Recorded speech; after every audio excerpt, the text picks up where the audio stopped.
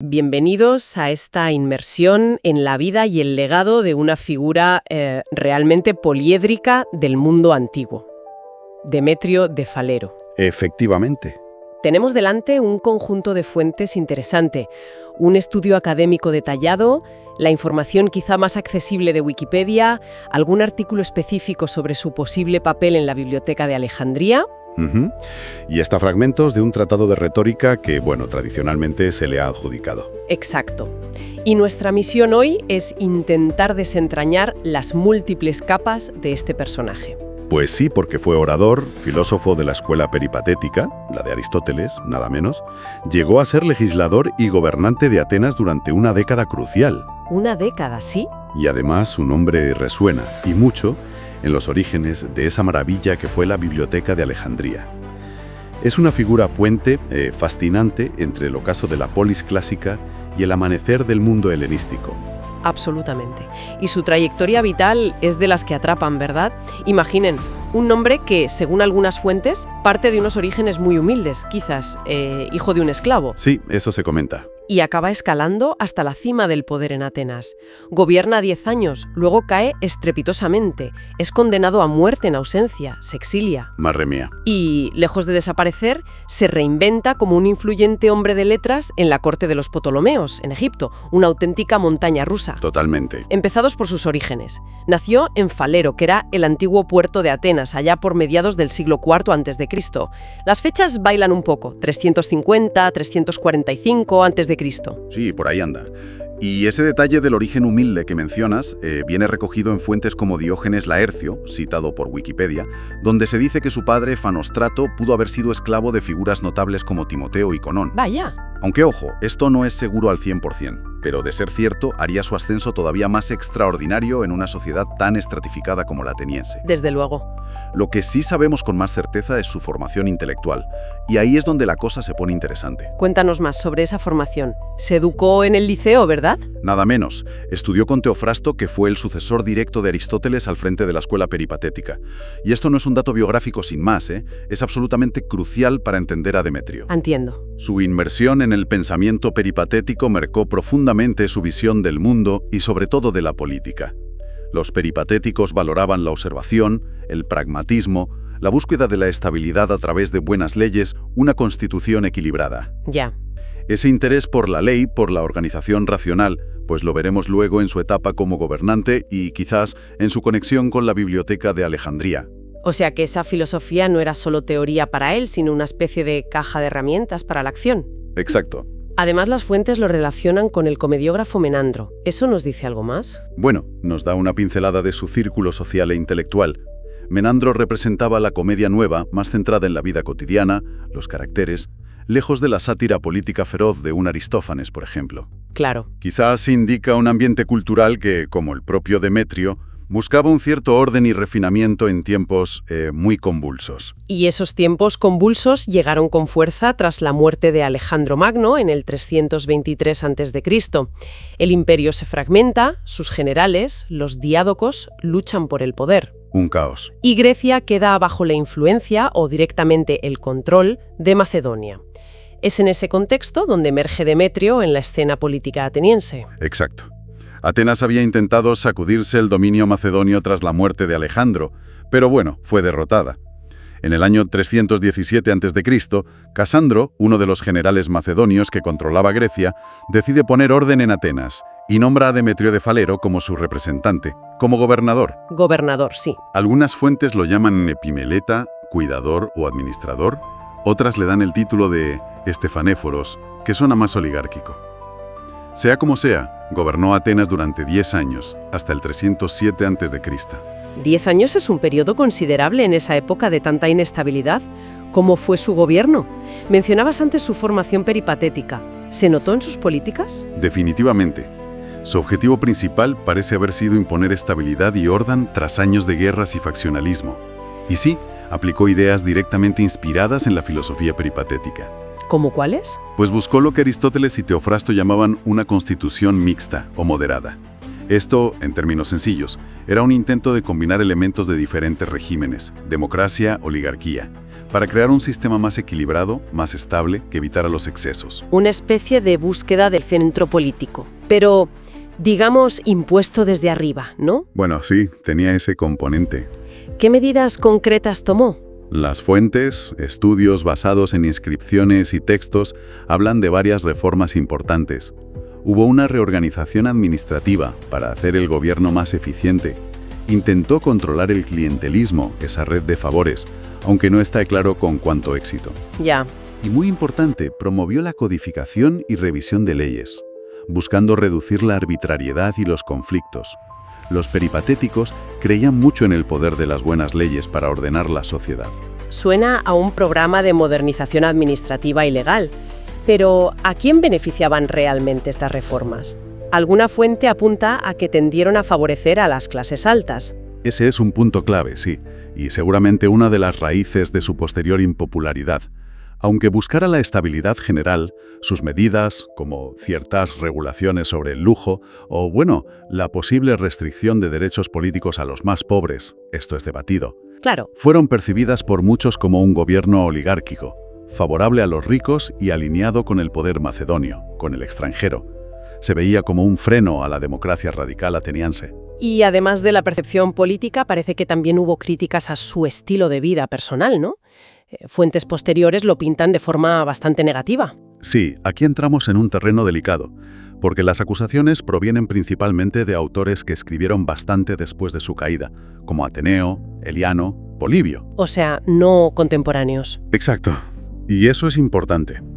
Le atribuyen un lujo desmedido, un supuesto despilfarro de 1.200 talentos anuales, una cifra astronómica en banquetes y fiestas. 1.200 talentos. Una barbaridad.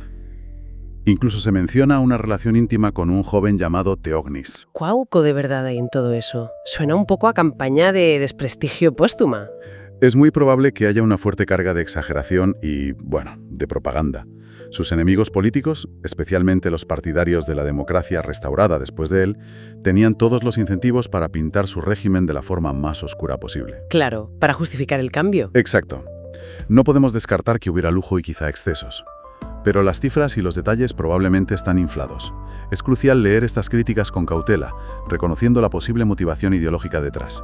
No informan tanto sobre Demetrio como sobre cómo sus sucesores querían que fuera recordado. Una lección sobre cómo se escribe la historia por los vencedores, quizás. Un poco sí.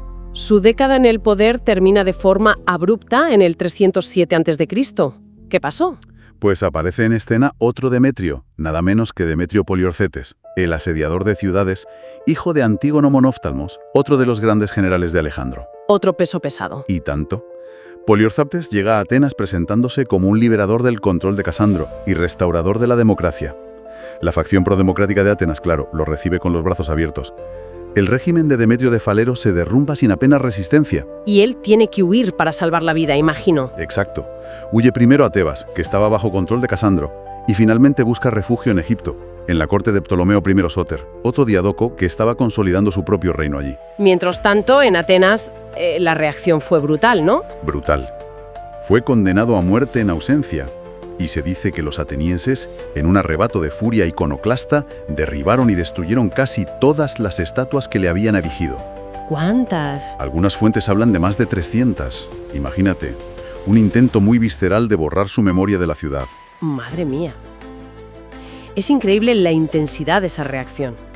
Muestra hasta qué punto su régimen, aunque quizás eficiente en algunos aspectos, carecía de apoyo popular profundo. Sin duda. ¿Y qué hizo durante el exilio antes de llegar a Egipto?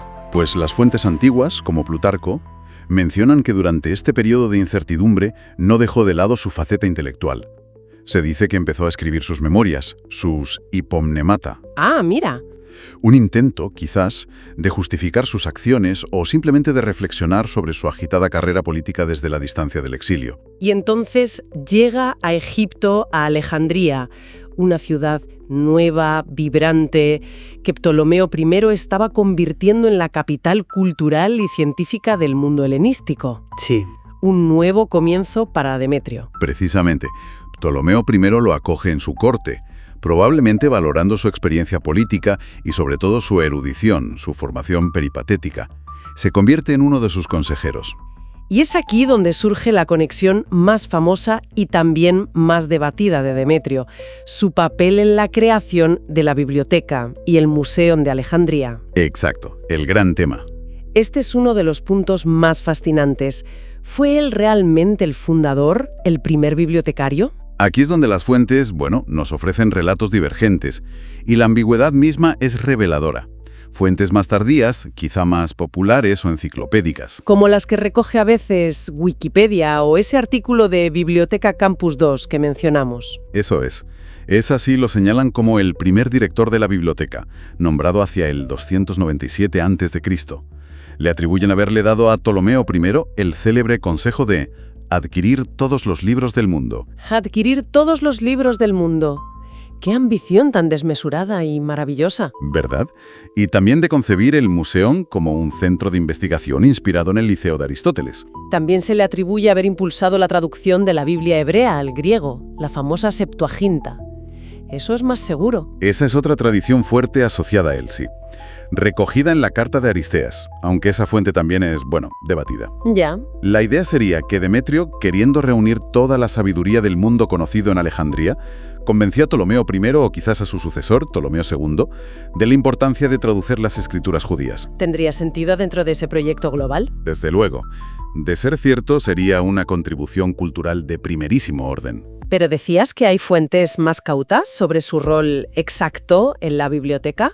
Sí, fuentes académicas más críticas, como la Enciclopedia Británica o artículos más especializados, tienden a verlo de forma diferente. No niegan su influencia, ojo, pero lo consideran más un precursor intelectual, una figura inspiradora, que el fundador o director administrativo en sentido estricto. Entiendo. Su formación peripatética, con su énfasis en la recopilación sistemática, en la clasificación del conocimiento, encajaba perfectamente con las ambiciones culturales de Ptolomeo. Pudo ser él quien plantó la semilla de la idea, quien aportó el marco conceptual. Pero la ejecución y dirección efectiva quizá recayó en otros. Eso es. Quizá fue más el ideólogo, el catalizador intelectual. Vale. ¿Y cuál sería entonces su legado en términos de organización del saber, de biblioteconomía, digamos? Pues se le considera una figura clave en la transición hacia esa biblioteconomía helenística. Pudo haber influido en la síntesis de dos tradiciones. Por un lado, la griega, con su enfoque en la organización temática, la crítica textual heredada de Aristóteles, el desarrollo del orden alfabético. Sí. Y por otro, la oriental, egipcia, mesopotámica, que ya tenía prácticas de archivo y usaba elementos como el colofón, esa nota final en los rollos, y formas rudimentarias de catálogos. Una fusión interesante. Muy interesante. Su labor o la inspiración que proporcionó, pues sentaría las bases para el trabajo monumental que luego realizaría Calímaco de Cirene con sus pinaques, considerados el primer gran catálogo bibliográfico de la historia. Así que, director formal o no, su huella intelectual parece innegable. Pero su estancia en Egipto tampoco acabó bien, ¿verdad? Se repite la historia. Pues no, su fortuna volvió a cambiar drásticamente. Al parecer, Demetrio aconsejó a Ptolomeo I que nombrara sucesor a un hijo de otro matrimonio, en lugar de a Ptolomeo II Filadelfo. Mala apuesta. Malísima. Cuando Ptolomeo I murió y Filadelfo subió al trono, hacia el 283-282 a.C., Demetrio cayó inmediatamente en desgracia. Fue desterrado a una zona rural de Egipto. Y su muerte también está rodeada de cierto misterio, o leyenda. Sí. Murió poco después de su destierro, hacia el 283 o 280 a.C. Una tradición recogida por Cicerón y Diógenes Laercio cuenta que murió por la picadura de una serpiente áspid. Vaya. Que él mismo podría haber provocado o que le picó mientras dormía. Un final casi teatral, muy helenístico, para una vida tan llena de altibajos. Desde luego. Pasemos ahora a su propia producción intelectual. Fue un autor muy prolífico, pero ¿qué nos ha llegado? Pues, lamentablemente, muy poco. Sabemos que escribió muchísimo. Tratados de retórica, obras históricas, incluidas sus memorias, estudios de crítica literaria sobre Homero, diálogos filosóficos, recopilaciones de fábulas de Esopo, una producción vastísima. Cubría casi todo el saber de su tiempo. Exacto, pero la inmensa mayoría se ha perdido. Lo conocemos sobre todo a través de citas, resúmenes, referencias en autores posteriores como Plutarco, Estrabón, Cicerón, Ateneo. Son fragmentos dispersos que nos dan solo una idea pálida de su obra completa. Qué pena. Dentro de lo poco que se relaciona con él, hay un tratado que ha tenido una historia particular, sobre el estilo, Perigermenias. Durante siglos se le atribuyó a Demetrio de Jalero. Ajá. Sin embargo, la crítica filológica moderna pone muy en duda esta autoría. ¿Por qué se duda? ¿Y de qué trata exactamente ese libro? Bueno, el Tratado sobre el Estilo es un manual de retórica que analiza diferentes tipos de estilo en la prosa. Su enfoque es bastante ecléctico, pero bebe principalmente de teorías peripatéticas, mostrando la influencia de Aristóteles y sobre todo de Teofrasto. ¿Sigue la línea de su formación? Sí, describe 4 tipos principales. El llano, sencillo y claro, el elevado, grandilocuente, el elegante, refinado, y el vigoroso, enérgico, combativo. Lo interesante es que ilustra cada estilo con numerosos ejemplos, citando a muchos autores antiguos. Eso lo hace valioso, aunque no sea suyo. Claro, porque conserva fragmentos perdidos de otros escritores. No se considera una obra muy original en sus ideas, pero sí un compendio útil. Y el debate sobre la autoría, ¿por qué no se cree que sea él? Es complejo. Un punto crucial es un pasaje, 189, donde el autor parece referirse a sí mismo como Demetrio. Pero la interpretación de esa frase es muy discutida. Además, el análisis lingüístico, ciertas referencias internas, o la ausencia de ellas, han llevado a los expertos a proponer fechas muy variadas para su composición. ¿Desde cuándo hasta cuándo? Pues desde el siglo III a.C., que podría ser contemporáneo a nuestro Demetrio, o poco después, hasta incluso el siglo I después de Cristo. Hoy por hoy no hay consenso. Muchos creen que el autor fue otro Demetrio posterior o simplemente alguien desconocido. Vaya, otro enigma. Pero, independientemente de si escribió o no ese tratado específico, ¿cuál es la imagen que perdura de Demetrio como intelectual? Pues mira, más allá de la autoría de Sobre el Estilo, la figura de Demetrio de Falero quedó fijada en la tradición posterior como el arquetipo del filósofo metido a político. El intelectual al servicio del poder. Exacto. Y también como un gran organizador del saber. Esa es la imagen que ha trascendido. Alguien que intentó aplicar los principios de la filosofía a la gestión del Estado y a la sistematización del conocimiento. Llegamos así al momento de intentar hacer balance. ¿Cómo interpretamos hoy a Demetrio? Es evidente que es una figura llena de contrastes. Totalmente. La gran pregunta sigue siendo: ¿fue principalmente un reformador ilustrado que trajo orden y estabilidad a Atenas en un momento crítico, aplicando principios filosóficos de forma pragmática? ¿O fue más bien un títere de Macedonia, un gobernante oligárquico que suprimió la democracia y favoreció a las élites? Esa es la disyuntiva. Y la respuesta no es sencilla, en gran parte por la naturaleza de las fuentes que tenemos, fragmentarias, a menudo escritas mucho después, y claramente sesgadas por la propaganda política de uno u otro bando. Es difícil separar el grano de la paja histórica. ¿Hacia dónde se inclina la investigación más reciente? Pues los estudios actuales, que analizan con más detalle las reformas institucionales, el contexto constitucional, tienden a matizar la visión puramente negativa, sin negar su carácter impuesto y oligárquico, claro. Que eso es innegable. Sí, pero se inclinan a verlo menos como un tirano caprichoso y más como un administrador competente, un tecnócrata helenístico, si quieres, que intentó aplicar un modelo de gobierno basado en la razón y la eficiencia peripatéticas para sacar a Atenas del caos. Un constitucionalismo mixto y pragmático, aunque, eso sí, carente de legitimidad democrática. Eso lo convierte en un caso de estudio fascinante sobre el rol del intelectual en el poder. Plantea dilemas que siguen muy vivos. Exacto. Por un lado, las tensiones éticas. ¿Hasta qué punto se puede ser fiel a los principios filosóficos cuando se entra en el juego de la real política? Hay un conflicto inevitable entre la búsqueda de la verdad y las necesidades del poder. Difícil equilibrio. Y por otro lado, las cuestiones funcionales. ¿Cómo se traduce eficazmente el conocimiento experto, la erudición, en políticas concretas, en una buena administración? La experiencia de Demetrio sugiere que no es nada fácil.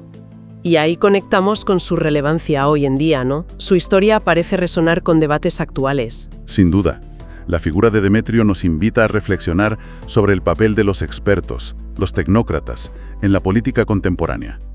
Vemos gobiernos que recurren a expertos para buscar soluciones eficientes a problemas complejos. Pero que a menudo se enfrentan a problemas de legitimidad democrática o de conexión con la ciudadanía. Justo. Demetrio buscó la eficacia administrativa y el orden basado en el conocimiento, y en parte lo consiguió. Pero su caída demuestra la fragilidad de un poder ilustrado que se ejerce sin un amplio consenso social, sin integrar la participación y sin ganarse esa legitimidad. Es como si su experiencia nos advirtiera sobre los límites de la expertocracia. Puedes tener las mejores ideas o las leyes más racionales sobre el papel, pero si no conectas con la sociedad a la que gobiernas...